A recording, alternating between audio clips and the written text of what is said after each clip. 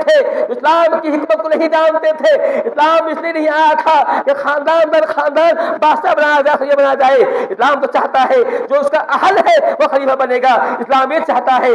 لیکن جو ہے نئے نئے مسلمان جو ہوئے تھے وہ نہیں سمجھ رہے تھے. عبداللہ بن سبا نئے نئے مسلمان کے پاس گیا اور کہا کہ یہ اب کہ نبی کے خاندان کے لوگ بیٹھے ہوئے ہیں، علی بیٹھے ہوئے ہیں، زبیر بیٹھے ہوئے ہیں، ان کے رہتے ہوئے یہ عثمان جو ہے خلیفہ بن گیا ہے. عثمان جو ہے کیا ہے، دغاباز ہے. اسلام جو ہے عثمان جو ہے یہ جو ہے اپنی طاقت کے زور پر خلیفہ بن بیٹھا ہے. نئے نئے مسلمانوں کے دماغ میں بات ڈالی. اس طرح سے انہیں ایک پوری ٹیم تیار کر لی. وہ مدینہ سے جو باہر دور کے جو ممالک تھے، جسے ایسے شام ہے، بس کا لوگ تیار کر لیا. اس کو بلوائی کہا جاتا ہے، جو تیار کر لیا. اور پھر ان لوگوں نے عثمان کے گھر کو گھیر لیا. کہا کہ آپ خلافت کو چھوڑ دیجئے. عثمان بتانا چاہتا ہوں وقت زیادہ ہو رہا ہے. عثمان رضی اللہ عنہ یہ وہ صحابی ہے جن کے نکاح میں نبی کی دو بیٹیاں آئی ہیں. نبی کی دو بیٹیاں یکے بعد دیگرے عثمان کے نکاح میں آئی ہے. پہلے حضرت رقیہ سے حضرت عثمان کا نکاح ہوا تھا. جب رقیہ کا انتقال ہو گیا جنگ بدر کے موقع پر، حضرت رقیہ کا انتقال ہو گیا. انہیں چیچک ہو گیا تھا جس وجہ سے ان کی اوسی بیماری کی وجہ سے ان کا انتقال ہو گیا تھا. تو آپ صلی اللہ علیہ وسلم نے اپنی دوسری بیٹی ام کلثوم کا نکاح حضرت عثمان سے کر دیا تھا. ام کلثوم بھی کچھ دن زیادہ دن نہ سکی، وہ بھی انتقال فرما گئی تھی. اس کے بعد نبی نے فرمایا تھا اے عثمان میرے پاس تیسری بیٹی ہوتی میں تجھ کو بھی تیرے نکاح میں دے دیتا. عثمان کے مرتبہ ہے، نبی کی دو بیٹی عثمان کے نکاح میں آئی ہے. عثمان کو ذو نورین کہا جاتا ہے اس لیے کہ نبی کی دو بیٹی نبی کے نکاح میں آئی تھی. میں یہ کہہ رہا تھا عثمان کا مرتبہ وہ اونچا ہے. عثمان وہ صحابی ہے جنہیں دیکھ کر کے جن سے فرشتے حیا کرتے تھے. عثمان وہ صحابی ہے. آپ صلی اللہ علیہ وسلم ایک مرتبہ ایک باغ میں بیٹھے ہوئے تھے. اب وہ صدیق آتے ہیں، آپ ایسے ہی بیٹھے رہتے ہیں، ایسے لیٹے ہوئے تھے، آپ ایسے لیٹے رہتے ہیں. عمر فاروق آتے ہیں، ایسے لیٹے رہتے ہیں. لیکن جیسے ہی عثمان آتے ہیں آپ بالکل بیٹھ جاتے ہیں، کپڑے کو صحیح کر لیتے ہیں. یہ آپ فرماتے ہیں عثمان وہ صحابی ہے جس سے فرشتے حیا کرتے ہیں. عثمان یہ وہ صحابی ہے جب مسلمان مکہ سے مدینہ آئے تھے، مدینہ میں صرف ایک کنواں تھا، میٹھے پانی کا ایک کنواں تھا جس سے پانی پیا کرتے تھے. یہ کنواں یہودی کا تھا، یہودی پانی بیچا کرتا تھا اور یہودی جو ہے منمانی کیا کرتا تھا. آپ فرمایا کون ہے جس کے کنواں کو خرید کر مسلمانوں کے حوالے کر دے اللہ کے جنت پائے. عثمان غنی نے اس بات کو سنا، کہا حضور میں یہ کام کروں گا. عثمان غنی جو ہے اس یہودی کے پاس جاتے ہیں، کہتے ہیں اے یہودی کیا تم کنواں بیچو گے؟ کہا میں کنواں نہیں بیچوں گا.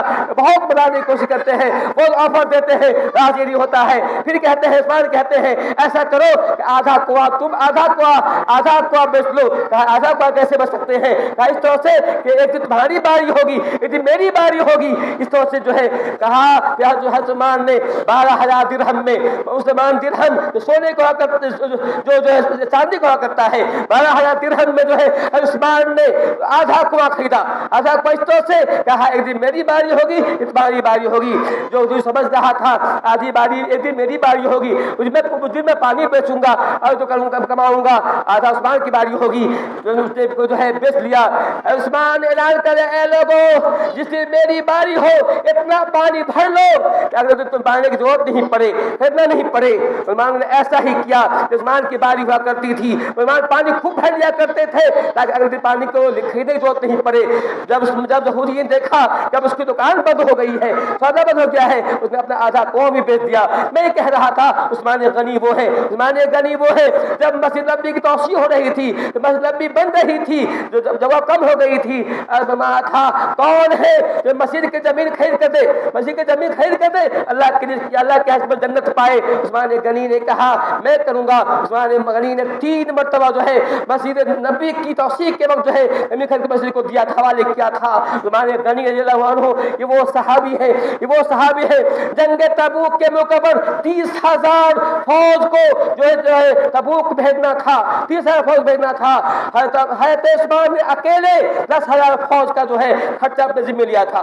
10,000 فوج کا خرچہ جو خرچہ نے اپنے ذمہ لیا تھا، اپنے خرچ 10,000 فوج کو بھیجا تھا. بقیہ 20,000 کو بقیہ عثمان نے بھیجا تھا. عثمان غنی وہ ہے، ان کی تعلق سے بہت ساری باتیں ہیں. میں یہ کہہ رہا تھا اس عثمان غنی کو بقرعید کے مہینے، اسی عثمان غنی کو بقرعید سے پہلے مہینہ ہوا کرتا ہے جس کو ہم جکادہ کہتے ہیں. جکادہ کے مہینے میں ان بلوائیوں نے عثمان کے گھر کو گھیر لیا تھا، احاطے میں کر لیا تھا. عثمان چاہتے تو ان کو عثمان سے اپیل کرتے، ان کو بھگا دیا جاتا. لیکن عثمان نے کہا تھا کہ میرے خاطر، میں نہیں چاہتا ہوں کہ میرے خاطر خون بہایا جائے، خون خرابہ ہو. اس لیے اے لوگوں تم خون خراب مت کرو، ان سے بات کرو، بات کر کے ان کو جو ہے واپس کرو. لیکن یہ بات کرنے کے تیار نہیں تھے. حج کا موقع آ گیا، مسلمان جو حج کو چلے گئے، وہ مدینہ خالی ہو گیا. بلوائی نے سمجھا کہ اچھا موقع ہے، مسلمان حج خالی ہو گئے ہیں. اسی بقرعید کے مہینے میں 18 تاریخ کو بلوائیوں نے عثمان کے گھر پر چڑھ گئے. عثمان جو ہے گھر میں قرآن پڑھ رہے تھے. اسی حالت میں بلوائیوں نے عثمان کو شہید کر دیا.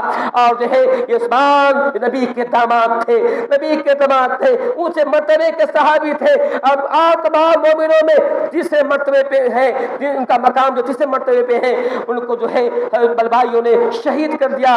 عثمان نے سے پہلے کہا تھا کہ اگر مجھے شہید کر دیا گیا، مجھے مار دیا گیا، ناحق مارا گیا، سنو قیامت تک یہ فتنہ نہیں ختم ہوگا، یہ فتنہ ختم نہیں ہوگا. اور ایسا ہی ہوا. عثمان کی شہادت کے بعد سے فتنہ جو کھڑا ہوا ہے آج تک باقی ہے. آج تک مسلمان جو ہے ایک پلیٹفارم میں جمع نہیں ہو سکے ہیں، لوگ جو ہے متفرق ہو گئے ہیں. عثمان نے کہا تھا مجھے ناحق قتل کیا گیا، لوگ جو ہے گروہ میں بڑھ جائیں گے، مسجدیں بڑھ جائیں گی. ایسا ہی ہوا. عثمان کی شہادت کے بعد ایسا ہی ہوا. میں یہ کہہ رہا تھا یہ واقعہ بھی کیا کم دردناک واقعہ تھا. عثمان غنی کو شہید کیا گیا کوئی معمولی واقعہ تھا. لیکن میں بتاؤں آپ کو، جس دن عثمان غنی شہید ہوئے تھے اس دن جو ہے یہ شیعہ لوگ عید مناتے ہیں. یہ لوگ مجھے تہوار مناتے ہیں، اس کا نام ہے عید ختم غدیر مناتے ہیں. جو ان کے ہاں شیعوں کے ہاں بقرعید کی وہ خوشی نہیں ہوا کرتی ہے، جو خوشی ان کے ہاں عید ختم غدیر کی ادھک ہوا کرتی ہے.